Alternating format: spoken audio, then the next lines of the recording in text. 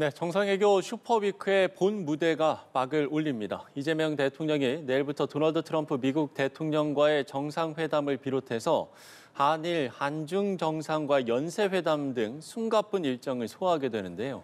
민주당은 에이펙 기간 무정쟁 주간을 선언하자고 제안했는데 국민의힘은 경제 참사, 부동산 참사를 덮기 위한 침묵 강요이자 정치적 물타기라고 비판했습니다. 관련 내용 포함한 정치권 이슈들 이동학 전 더불어민주당 최고위원, 손수조 국민의힘 미디어 대변인 두 분과 이야기 나눠봅니다. 두 분 어서 오십시오. 안녕하세요. 안녕하세요. 네. 자, 말씀을 드린 것처럼 정상외교 슈퍼위크의 막이 올랐습니다. 이재명 대통령이 한미, 또 한중, 한일 정상회담 등 정말 숨가쁜 일정을 소화하게 될 텐데 이번 다자 외교전에서 어떤 성과를 거둘 거라고 예상을 하시는지요? 이 다자 외교전이 아시아 태평양 경제 협력체란 말이에요. 네. 근데 우리나라가 지금 다른 나라에서 열리고 있는 이 회의에 참여한 게 아니에요. 우리나라가 이 판을 깐 겁니다. 그럼 이제 공동 선언문이 어떻게 나오느냐에 따라서 굉장히 중요해질 것이라고 보는데요. 네네. 20여 개국의 정상들이 와 있어요. 전 세계적으로는 지금 관세 전쟁, 그다음에 광물 전쟁, 지금 이런 수많은 전쟁들이 이 뭐 소리 없이 또 때로는 시끄럽게 펼쳐지고 있는 국면이거든요. 그러면 핵심 광물이라든가 특히 히토류 이런 부분들에 있어서 우리나라 산업들도 연계된 게 굉장히 많습니다. 근데 우리나라만 그렇겠습니까? 수많은 제조업들에 예를 들면 가전, 그다음에 방산, 뭐 반도체 이런 많은 것들 또 휴대폰 이런 것에 히토류나 핵심 광물들이 많이 들어가게 되는데 우리나라뿐만 아니라 전 세계는 이미 그러니까 약간 협력 체계로 되어 있단 말이에요. 근데 어느 한쪽에서 이러한 공급을 막겠다 또는 조절하겠다 이렇게 해버리는 순간 그 협력 체계가 깨져버릴 수밖에 없는 거잖아요. 따라서 우리나라에서 열리고 있는 만큼 전 세계 정상들의 힘을 좀 모아서 앞으로 네네. 협력 체계로 핵심 뭐 공급망이나 이런 것들을 안정적으로 우리가 가져가자라고 하는 공동 선언 정도는 만들어야 되지 않을까? 아마 그 부담을 우리나라에서는 느끼고 있을 것이고 네. 그것을 조율하기 위해서 뭐 최선의 노력을 다하지 않을까 싶습니다. 공동선언 이야기를 해주셨어요. 어떻게 전망하십니까? 네, 이번 에이펙 정상회담을 통해서 많은 국민들께서 가장 관심을 가질 부분이 말씀 주셨던 그런 이제 선언문도 있겠지만 네. 아무래도 미국 트럼프 대통령의 방한 그리고 시진핑 주석의 방한이 있기 때문에 네. 관련하여서 어떤 관세 협상이라든지 또 특히 북한과의 어떤 비핵화 문제 이런 부분에 대해서 많이 관심을 가지실 것으로 보입니다. 네. 사실 지금 이재명 대통령의 외교 정책에 있어서 일명 외포자, 뭐 외교 포기자다, 국제 왕따다. 그리고 관세 협상이 지지부진한 문제 등을 두고 많은 국민들께서 이런 외교의 우려를 지금 표하고 계시는데요. 과연 이제 트럼프 대통령과 만났을 때 이번에는 관세 협상이 과연 타결이 될 것인가 이런 부분을 많이 주목을 하실 것 같습니다. 그래서 기존에는 뭐 강유정 대변인이 협상문이 필요 없을 정도로 협상이 잘 됐다고 했지만 전혀 어떤 관세 협상의 결과가 지금 보이고 있지 않지 않습니까? 그렇기 때문에 이번 정상회담을 통해서는 뭔가 관세 협상의 결과가 이루어질 것인지 많은 관심을 가지실 것 같고요. 특히나 이제 트럼프 대통령이 지금 김정은 국무위원장과의 만남을 너무나 지금 고대하고 러브콜을 많이 보내고 있는 상황이기 네네. 때문에 이 문제 관련해서 특히 안보, 그러니까 비핵화 관련된 부분도 굉장히 많은 관심을 보이실 것으로 보입니다. 지금 이 안보 문제와 경제 문제가 결국은 이 한미 동맹의 공고화를 통해서 우리가 확실하게 이 한미 동맹 공고화를 가져낼 수 있는지 이것이 특히 주 안점인 것 같고요. 지금 이재명 대통령이 이제 CNN과의 인터뷰를 통해서도 뭐 지금 미사일 도발이나 이런 것에 있어서 북한 김정은이 많이 참았다 뭐 이런 발언을 함으로써 정말 이 한미 동맹이 흔들리는 것이 아닌가라는 많은 우려가 있는데 이번 에이펙 정상회담을 통해서는 이 한미 정상의 동맹의 공고화 그리고 비핵화 문제 이 부분에 대해서 확실한 성과가 있어야만 할 것으로 보입니다. 방한을 앞둔 트럼프 대통령은 북한을 향해서 대화 러브콜을 보내고 있습니다. 김정은 위원장을 만나면 대북 제재까지 논의할 것이다. 처음으로 언급하기도 했는데요. 좀 아직까지 북한은 별다른 입장을 보이지 않고 있는 상황인데 북한이 호응할 가능성 어떻게 보십니까? 그러니까 제가 볼 땐 김정은 위원장이 조금 뭐 좀 느긋한 것 같습니다.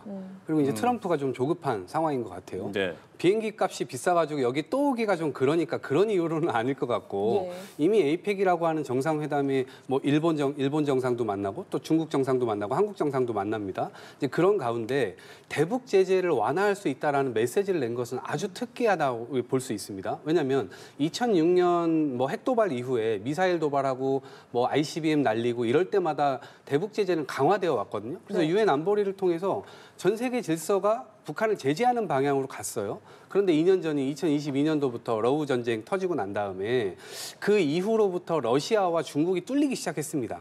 사실은 그 이전부터 이미 중국과 러시아 구멍들을 통해서 북한이 내수 시장뿐만 아니라 그들과의 교역을 통해서 여러 제재들을 피해 나간 것은 사실이나 이제는 사실은 대놓고 북중러가 지금 그렇게 하고 있는 거잖아요. 지금 이 순간에도 최선희 외무장관 외무성 부상. 네, 외무부상은 지금 이미 러시아 가가지고 푸틴을 만나고 이런 메시지들을 계속 내고 있기 때문에 이 트럼프 입장에서는 지금 핵도 뭐 약간 인정하는 듯한 모습을 보였고요. 네. 그리고 지금 대북 제재 완화까지 이제 카드를 내밀고 있는 거거든요. 이제 공은 완전히 김정은 위원장에게 넘어갔기 때문에 과연 이때 그러니까 2019년도에 열렸던 하노이 회담이 결렬됐을 때 김정은 위원장은 아마 트럼프한테 뒤통수를 세게 맞았다고 생각하고 있을 겁니다. 그럼 또다시 이런 것들이 반복되는 거 아니야라고 하는 우려점을 충분히 가지고 있을 수 있기 때문에 과연 만나줄 거냐 안 만나줄 거냐 이렇게 봤을 때 저는 만날 거라고 생각합니다.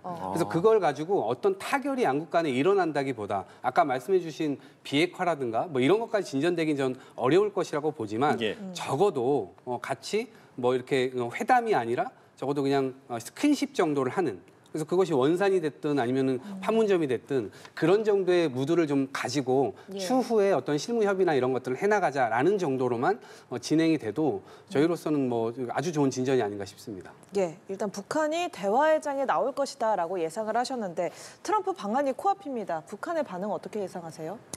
네, 그러게요. 뭐 트럼프 대통령의 어떤 노벨 평화상에 대한 그 집착은 또 많은 부분들이 또 많이 알고 계시지 않습니까? 네. 트럼프 대통령은 아무래도 이 국제사회에서 한반도 문제에 뭔가 주도권을 가지고 있다라는 이미지를 주고 싶은 그런 마음도 많이 있을 텐데요. 하지만 북한은 여전히 묵묵부답이죠. 근데 북한에서는 이제 메시지를 낼 때 북한이 핵 보유를 하고 있다는 부분을 인정하면 언제든 트럼프를 만날 수 있다 이런 메시지를 냈었어요. 그래서 어쩌면 트럼프가 지금 계속 어떤 북한의 핵 보유에 대해서 뉴클리어 파워라는 발언을 하면서 북한의 핵 보유에 대해서 인정하는 듯한 메시지를 내고 있는 것으로 보입니다. 그러니까 트럼프 대통령은 김정은 국무장관을 어떻게든지 만나고 싶어하는 것으로 보이는데요. 네. 사실상 어쩌면 이 만남이 정말 지난번 그 만남 때도 그랬듯이 극적으로 타결될 수도 있겠지만 더 중요한 것은 그래서 지금 대한민국의 입장이 무엇이냐라고 하는 것입니다. 우리 이재명 정부의 그러니까 북한은 늘 통미봉남이라고 했었죠. 우리 남한은 뭐 제쳐둔 채 미국과 대화를 하고 싶다라는 늘 이러한 자세를 취했는데 이때의 그럼 대한민국 역할은 무엇인가? 대한민국 국제사회에서 이 한반도 문제에 있어서 아무 역할도 할 수 없는 것 아닌가라는 그런 우려의 부분이 있습니다. 그래서 트럼프 대통령이 북한을 만나서 마치 북한의 핵 보유에 대해서 인정을 해버리고 늘 북한이 원했던 합법적인 핵 보유에 대해서 인정을 해버리면 그 이후에 있을 어떤 안보 문제나 이런 것에 있어서 대한민국은 굉장히 어려운 이제 처지가 될 것이라고 생각을 합니다. 그래서 트럼프 대통령과 북한 김정은 국무위원장의 그 1대1 만남보다는 뭔가 대한민국의 역할을 제대로 가져가야 되는 부분이 저는 굉장히 중요하다고 생각을 하는데 지금 정동영 통일부 장관의 뭐 마치 두 국가론이라든지 뭐 북한이 미국을 타격할 수 있는 3대 국가 중에 하나라든지 이런 마치 북한을 대변하는 듯한 발언들은 더 이상 이 대한민국의 어떤 위치와 외교적인 성과에 있어서 아무 도움이 되지 않는다라는 부분을 좀 지적하고 싶습니다. 예. 지금 이제 국감 기간이긴 한데 에이펙 주간만큼은 민주당 정청래 대표가 무정쟁 주간, 그러니까 정쟁을 하지 말자라고 제안을 했고 국민의힘에서는 이 부분이 지금 뭐 경제 참사, 부동산 참사를 덮기 위한 이게 침묵 강요이자 정치적 물타기다라고 비판을 하고 있습니다. 국정감사가 지금 이제 막바지로 접어들고 있는데 여야의 공방은 계속되고 있는 것 같아요. 이런 여야의 목소리는 좀 어떻게 들으셨어요? 좀 안타깝죠. 그러니까 참사라는 것을 뭐 5만 군데 다 붙여가지고 이제 공격을 하고 있는데 사실 적절한 공격은 저는 아니라고 봅니다. 무슨 참사 수준까지 간 건 없고요. 네. 여러 가지 지금 정책이 이행되고 발표되는 과정에 있는 것입니다. 그리고 지금 에이펙이 진행되고 있는데 외부 손님들을 모셔놓고 지금 집안 싸움을 하고 하고 있는 그것처럼 꼴사나운 건 없거든요. 그러니까 국격이라는 게 기본적으로 있는 것이고 태평양 연안 국가들이나 아니면 지금 아시아 국가들 정상들이 와가지고 대한민국의 민주주의라든가 경제의 어떤 성과라든가 이런 것들을 지구 역사상 엄청난 이제 성과들을 지금 만들어 온 나라 아니겠습니까? 그런 나라에 왔는데 정치인들이 하등 뭐 외국 손님들과는 상관없이 자기네들이 싸움만 하고 있다고 한다면 네네. 당연히 그 인식이 좋게 박힐 리가 없겠죠. 그런 측면에서 일단 11월 1일까지 에이펙이 진행되는 만큼 일단 정쟁을 한다 하더라도 그 이후에 진행해도 되잖아요. 그리고 충분히 그렇게 또 할 것이라고 보고요. 네. 그런 차원에서 정청래 이 대표께서 그런 제안을 하신 것은 시의적절했다. 그리고 일정 부분은 국민의힘에서 먼저 그런 이야기를 한 것도 있습니다. 그래서 협조하겠다. 그래서 네네. 그런 태도는 저는 국민들로부터 아주 좀 플러스 점수를 얻을 수 있을 기회라고 생각을 하고요. 이런 측면을 좀 고려를 해서 국익과 국격 이런 것들을 함께 바라보면서 싸워도 그 이후에 싸우는 게 좋지 않을까 싶습니다. 예. 에이펙이 이제 다른 나라에서 하는 것도 아니고 우리나라에서 하는 거니까 이 기간만큼은 정쟁을 멈추자 이제 이런 말씀이신데요. 네, 당연합니다. 이런 이제 국제적 무대에서 정쟁을 일삼는 것은 당연히 바람직하지 않은 모습이겠죠. 하지만 이 민주당의 이야기가 논리에 힘을 얻으려면 네. 뭐 지난 윤석열 정권 때라든지 뭐 박근혜 대통령 때라든지 그런 외교의 무대에 있을 때 민주당이 정쟁을 멈췄더라면 그 논리에 힘이 받을 것 같습니다. 네, 하지만 정쟁 유발자가 누구였느냐? 정청래 대표 아니었나 싶어요. 지난 9월 8일에 여야정 어떤 회담이 있을 때 이재명 대통령께서 야당의 이야기를 많이 들어야 된다라고 이야기한 직후 정청래 대표의 워딩은 내랑 정당을 운운한다든지 정당 해산을 운운한다든지 이런 식으로 정쟁으로 몰고 갔지 않습니까? 그래서 결국은 이 정청래 대표의 정쟁을 하지 말자라는 얘기는 결국 야당에게 입틀막하는 것이다라고 생각을 하고요. 사실 국익에 대한 이야기는 당연히 저희 국민의힘도 원하는 바입니다. 하지만 지금 이재명 대통령이 하는 외교의 여러 가지 일련의 사태들을 보면 이제 정상회담이나 트럼프를 만나는 그런 회담이나 아니면 그런 이제 만찬이나 이런 데서 계속 트럼프 대통령의 만찬에 참석을 안 하고 불참을 하고 있어요. 그래서 트럼프 울렁증이 있는 것 아니냐 이런 식으로까지 얘기가 나오는데 외교라는 것은 결국 사람을 만나는 일이고 그 사람과 사람 간의 어떤 정을 나누고 휴민트를 통해서 외교가 성사가 되는 부분이 많이 있습니다. 그런데 이재명 대통령이 이렇게 트럼프 대통령을 피해 다닌 듯한 모습을 보이면서 이것은 국익에 맞지 않는다라는 그 정도의 국익을 위한 이야기는 야당으로서 할 수 있는 것 아니겠습니까? 근데 이것조차도 아무 얘기도 하지 말라고 하는 것은 그냥 조용히 입 막고 있으라라는 사인처럼 들려서 조금 불쾌합니다. 네, 알겠습니다. 주제를 좀 바꿔보겠습니다. 국토교통부 김윤덕 장관이 서울의 한 재건축 추진 현장을 찾았는데요. 이 자리에서 최근 사표가 수리된 이상경 전 국토부 1차관 문제에 대해서 사과했습니다. 해당 발언 듣고 오겠습니다.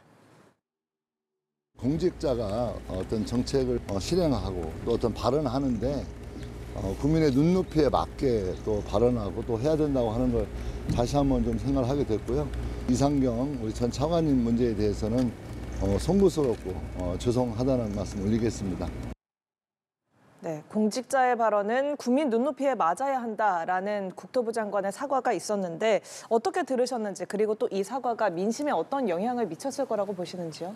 일단은 낮은 자세를 취하고 있는 국토부 장관의 행동은 전 아주 옳다 이렇게 생각합니다. 네. 정책을 발표를 했어요. 그 정책에 대해서 여러 가지 판단이 있을 수 있고 호불호가 또 있을 수가 있겠죠. 그리고 그 정책이 미치는 영향에 따라서 이 정책이 성공할 수 있느냐 없느냐가 또 판가름되기도 합니다.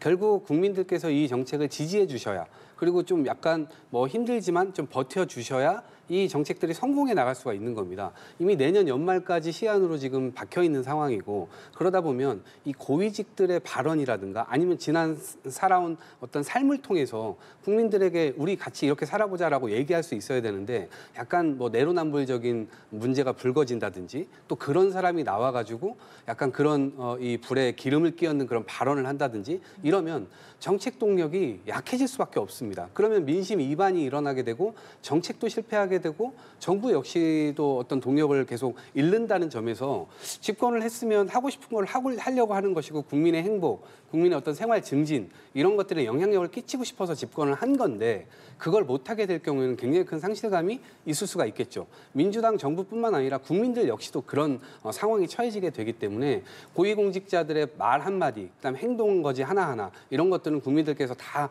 뭐 보시고 계시기 때문에 그런 지점에서 좀 유의해야 된다라는 생각이 들고 특히나 이 부동산 정책은 어쩔 수 없이 불가피하게 굉장히 이 가계부채 문제나 자영업자 부채 문제나 이런 것들이 터지게 될 경우와 맞물리면서 집값이 만약에 굉장히 많이 가파르게 올라가게 되면 이것이 맞물리면서 국민 경제에 끼치는 영향이 굉장히 악영향이 됐을 겁니다. 그런 차원에서 정부가 부득불 이런 정책을 시행한 것인데 그것을 약화시키는 고위공직자들의 어떤 태도나 이런 것들은 낮을수록 좋다고 생각하고요. 국민들께서도 다시 한번 민주당이 내놓은 정책이 다소 마음에 안 들지라도 조그만 불편함을 좀 겪더라도 우리가 어찌됐건 지금 너무 높아져 있는 거품이 잔뜩 낀 이런 부동산 시장으로는 지속 가능하게 경제를 해나갈 수 없다는 점에서 조금만 양해 좀 부탁을 드리고 싶습니다. 네, 이 논란 이후에 당사자인 이상경 1차관의 빠른 사퇴 그리고 김윤덕 장관의 사과까지 있었습니다. 어떻게 들으셨는지요?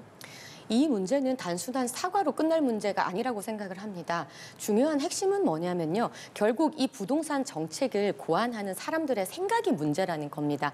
그러니까 사과하고 사퇴해서 끝나는 문제가 아니라 정책이 문제다라는 말씀을 좀 드리고 싶어요. 그러니까 지금 11호 부동산 정책이 나오고 난 이후에 청년들의 전류는 정말 온라인 커뮤니티에서 많이 본물처럼 터져 나오고 있고 실질적으로 11호 부동산 대책 이후에 서울에서 부동산 가격이 정말 역대급으로 치솟고 있는 수치가 통계가 지금 나오고 있습니다. 그리고 한 여론조사에 의하면은 서울에 있는 시민들의 여론조사를 했을 때 부동산 정책이 잘못되고 있다라는 부정적 평가가 굉장히 많은 수치로 지금 드러나고 있습니다. 그러니까 그렇기 때문에 마치 청년들의 이제 어떤 삶의 주기에 의한 부동산 계획이 모든 것이 숲으로 돌아가면서 지난 문재인 정권 때 부동산으로 너무나 힘들었던 일명 벼락거지라는 말이 나올 정도로 힘들었던 그 우리들의 트라우마가 다시 도진 것이라고 생각을 합니다. 왜 이렇게 사과를 하고 사퇴를 하는데도 시민들의 여론이 안 돌아올까 한번 생각해 보셔야 되는 것이요. 이것이 그냥 정책을 기다려주는 문제가 아니라 지난 문재인 정권 때도 똑같이 대출 규제를 하고 대출을 막고 공급을 막고 하는 이런 정책이 있었을 때 집값이 잡히지 않았죠. 오히려 111%나 집값이 상승하는 그런 우리가 역사 학습 효과가 있습니다. 그래서 시장이 먼저 한다라는 것이고요. 또 하나 우리가 심리적으로 너무 속상했던 것이 이 정책을 하는 고위직 분들이 예를 들면 이찬진 금융위원장님 같은 경우에는 지금 집을 원래 두 채였는데 강남 아파트를 팔아라고 했을 때 안 팔고 자식을 준다고 했다가 또 여론이 안 좋아지니까 그걸 판다고 했어요. 근데 거래가가 약 18억 정도인데 지금 내놓은 것이 22억에 내놨단 말이죠. 그만큼 4억이나 더 올려서 내놨다는데 이건 그럼 왜 이렇게 올려놨느냐. 이런 문제들. 그리고 차관께서 직을 내놓으셨지만 또 일부에서는 직은 내놓지만 집은 못 내놓겠다. 이런 식의 어떤 현실적인 그런 대중들의 감정과 많이 동떨어진 그런 발언들, 그런 정책에 대한 생각들이 있기 때문에 여론이 많이 좋지 않다라는 부분을 아시고 가셔야 된다 생각이 듭니다. 예. 자, 부동산 관련해서 짧게 짚어봤고요. 자, 그런가 하면 대통령 재판 중지법이 다시 이슈가 되고 있습니다. 민주당이 국회 본회의에서 이 법안을 처리할 수 있음을 시사하면서 지금 사법부에 대한 압박을 이어가고 있는데 당론 추진 문제는 사법부에 달려있다라고 이야기를 하면서도 가능성을 좀 열어놓는 분위기거든요. 이 사안은 어떻게 보고 계세요? 그러니까 엊그저께였죠. 국회로 서울고등법원장이 나와서 국민의힘 의원이 물었습니다. 네. 그러니까 대통령에 중지되어 있는 재판 이거 진행 가능하냐. 그런데 이제 원론적 답변으로 전 했다고 이제 해석을 하고 있습니다만 재판이 가능하다고 얘기를 했어요. 근데 그러면 헌법 84조에 대한 논쟁을 다시 해야 되는 겁니다. 헌법 84조는 현직 대통령에 대한 불소추 특권 이것을 명백하게 하고 있어요. 근데 그 헌법 조항의 취지는 뭐냐? 5천만 국민의 삶을 책임지고 있는 대통령이 재판받으러 왔다 갔다 하면 사실 지금 외교도 해야 되고 경제도 해야 되고 부동산도 해야 되고 수많은 정책들을 그 24시간이 부족할 정도로 지금 몰두해서 해도 부족한데 실제로 그것을 재판을 왔다 갔다 하면서 자기 방어권을 또 행사하면서 변호사들 써가지고 대통령의 생각이 엄한 대로 가가지고 공력을 쏟아부으면 5천만의 삶이 또 위험해질 수가 있잖아요. 예. 그래서 이 정책 운용, 그리고 국가 운용의 안정성이라고 하는 측면에서 이 헌법 84조가 있는 겁니다. 그렇기 때문에 이것을 죄를 없는 걸로 만들어주자, 용서해주자 이 얘기도 아니잖아요. 그냥 5년 동안 한시적으로 중지하는 겁니다. 그런데 현직 법관이 나와가지고 그런 얘기를 하니까 당연히 이 부분에 대해서는 민주주의가 형해화되는 거 아니야? 아니 고등법원이나 헌재나 대법원이나 다 헌법을 수호하기 위한 그런 기관들인데 왜 사법부가 이런 식의 인식을 자꾸 갖는 거지? 여기에 대해서 우려를 하지 않을 수가 없는 거죠. 그런 차원에서 논쟁이 차제에 일어나지 않도록 차라리 그럼 84조를 아예 명문화로 만들자. 그래서 아예 그 근거법을 만들어가지고 그런 해석이 나오지 않도록 하자라고 하는 생각을 당연히 민주당 입장에서는 할 수밖에 없는 것이고 이것은 민주당 대통령에게만 적용되는 것이 아니라 만약에 이게 가능하다, 재판이 무조건 가능하다, 소추가 가능하다 이렇게 해석을 하면요. 나중에 후보자들 모두 고소고발할 겁니다. 그러면 그 사람들 재판 진행될 거 아닙니까? 그러면 대한민국 어떻게 하겠습니까? 이것은 여야의 문제가 아니고요. 똑같이 동등하게 누구나 법 앞에 평등, 헌법이 안정적으로 운용되어야 된다는 점을 살펴야 되는 것이다. 이렇게 생각을 합니다. 예. 그러니까 이제 재직 중에 형사상의 소추를 받지 않는다. 이 헌법 84조의 취지를 좀 생각해 봐야 되는 게 아니냐라고 이야기를 해주셨는데 민주당이 이 재판중지법을 본회의에 상정할 가능성 좀 어떻게 보고 계시는지 이 사안 어떻게 보고 계시는지 평론 듣겠습니다. 네, 지켜보시는 많은 국민들께서 정말 지금 뭐 진행 중인 대통령의 재판을 하니 많이 하는 이런 논란 자체를 굉장히 속상하게 지켜보실 것 같아요. 우리가 왜 죄가 있는 재판을 진행 중인 피의자 신분의 대통령을 이렇게 선출하게 되었을까? 어쩌면 그 근본적인 문제부터 생각하시지 않을까 싶은데요. 헌법 이제 제84조에는 이제 현 대통령에 대한 이제 책임을 묻지 않는 부분이 이제 면책 특권이 있지만 그것이 진행 중이던 재판까지 하지 말라는 것은 아니다라는 부분이 많은 국민들께서 생각하시는 부분입니다. 사실상 지난 대선에 있어서도 이재명 대통령이 진행 중인 재판은 속해해서 다 치르는 것이 맞다라고 생각하시는 분이 국민의 대다수였던 그런 이제 여론조사도 있었죠. 그래서 결국은 지금 어떤 사법개혁이라는 이름으로 민주당이 여러 가지 사법개혁 7대 법안 등을 추진을 하고 있지만 결국 우리가 지켜보기에는 이것이 사법개혁이 아니라 결국은 사법장악이 아닌가. 사법을 장악한다는 것은 곧 독재로 가는 것이 아닌가 이렇게 생각을 합니다. 지금 입법 그리고 행정을 독식하고 있는 민주당이 사법까지 이렇게 장악을 하게 된다면 결국 삼권 분립이 무너지고 독재로 가는 것이 아니냐 이렇게 굉장한 우려를 표하고 있습니다. 지금 이런 대통령의 어떤 재판 중지라든지 그다음에 법원 행정처 폐지 그리고 대법관의 증언 문제, 배임죄 폐지 문제, 검찰청 폐지 문제 등등등 여러 가지 사법부에 관련된 이런 모든 일련의 일들이 결국은 이재명 대통령 한 명의 그런 재판을 형해화시키기 위한 것으로 수렴되는 것이 아닌가라는 의심을 지울 수가 없습니다. 정말 대한민국의 헌법을 지키고 정말 이 삼권 분리가 되는 이것을 지켜내기 위한 그런 마음으로 정말 절절한 심정으로 국민의힘은 이 민주당의 사법부 장악을 막아내고 있다는 말씀을 드립니다. 네, 지난밤 민주당 박수현 수석 대변인이 SNS에 최민희 의원 딸 결혼식 축의금 논란과 관련해서 최 의원을 옹호하는 글을 올렸습니다. 박 대변인은 나는 축의금을 돌려줄 용기조차 내지 못했다. 죄 없는 자가 돌로 쳐라 이렇게 글을 썼는데 이 SNS 글 어떻게 보셨습니까? 그러니까 저는 최민희 의원 자녀들이 결혼할 수 있죠. 그런데 저는 일단 장소가 좀 부적절했다. 그리고 그 시기도 좀 부적절했다라고 성찰을 좀 민주당이 해야 될 것 같다라는 생각이 들고 예. 거꾸로 이게 국민의힘 국회의원의 자녀가 국회에서 그것도 국정감사 시즌에 그걸 그렇게 한다고 하면 이걸 우리가 용인할 수 있을까? 다 이해해 줄 수 있을까? 그건 좀 아닌 것 같아요. 그런 차원에서의 성찰이 좀 필요하다 생각하고 다만 이제 국민의힘에서 계속해서 이제 그렇게 후벼 파는 듯한 공격을 하는 것이 공격을 위한 공격이 아닐까라는 생각도 들고 충분히 이런 부분들에 대해서 어찌됐건 피감기관이나 이런 데서 이제 받았던 것들 다시 다 돌려주는 행위들을 또 하고 있고 이것은 본인 스스로가 반성과 성찰의 의미를 또 담고 있고 부적절성도 인정하고 있다는 취지거든요. 이제 그런 차원에서 이미 그렇게 되어 있고 사실 자녀의 결혼식이나 이런 것들이 왕왕 국민의힘에서도 벌어지는데 그랬을 때 피감기관으로부터 아마 지금 다 알게 모르게 다 받을 겁니다.